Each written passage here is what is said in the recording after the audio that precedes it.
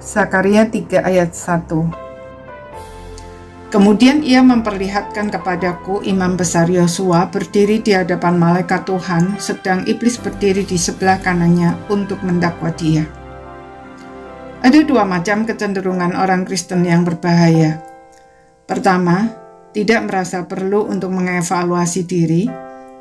Akibatnya tidak menyadari adanya berbagai macam dosa dan trauma yang menghambat pertumbuhan iman, atau bahkan merasa sebagai orang Kristen padahal sebenarnya belum percaya Kristus. Kedua, terlalu mengevaluasi diri.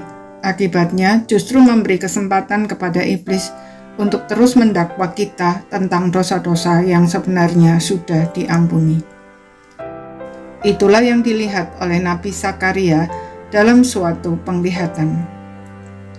Imam besar Yosua sedang mewakili umat menghadap Allah, dan iblis berdiri di sebelah kanannya untuk mendakwanya.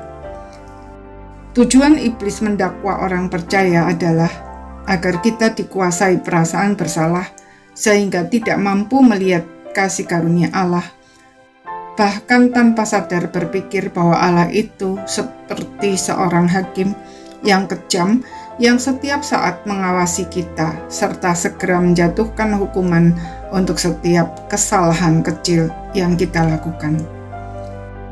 Dengan demikian, kita justru menjauhkan diri dari kasih karunia Allah dan binasa.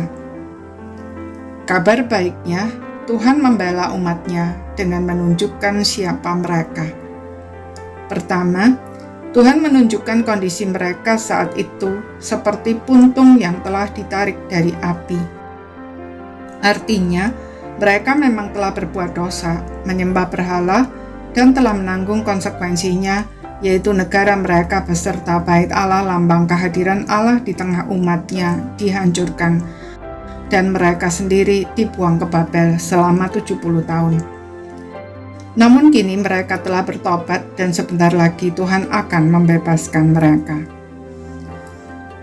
Kedua, sebagai tanda bahwa mereka telah diampuni, Tuhan menyuruh melepas pakaian kotor yang dikenakan Yosua dan menggantinya dengan pakaian pesta serta serban tahir. Ketiga, Tuhan memberinya permata bermata 7 sebagai simbol kedatangan Yesus Kristus yang disalibkan untuk menebus umatnya dari dosa. Dakwaan iblis terhadap orang percaya jelas tidak relevan, tetapi bisa menghancurkan kita jika kita tidak waspada. Karena itu, marilah kita senantiasa mengevaluasi diri, supaya jika ada dosa segera dapat diakui, mendapat pengampunan dan bertobat. Tetapi juga tetap waspada terhadap tuduhan iblis dan tidak memberinya kesempatan untuk mengacaukan pikiran dan menghancurkan hidup kita. Mari kita senantiasa ingat bahwa bagaimanapun dalamnya kita telah jatuh, kasih karunia Allah senantiasa cukup bagi kita. Jika kita benar-benar berniat untuk bertobat, Tuhan pasti menerima kita apa adanya, mengampuni, bahkan memulihkan kita.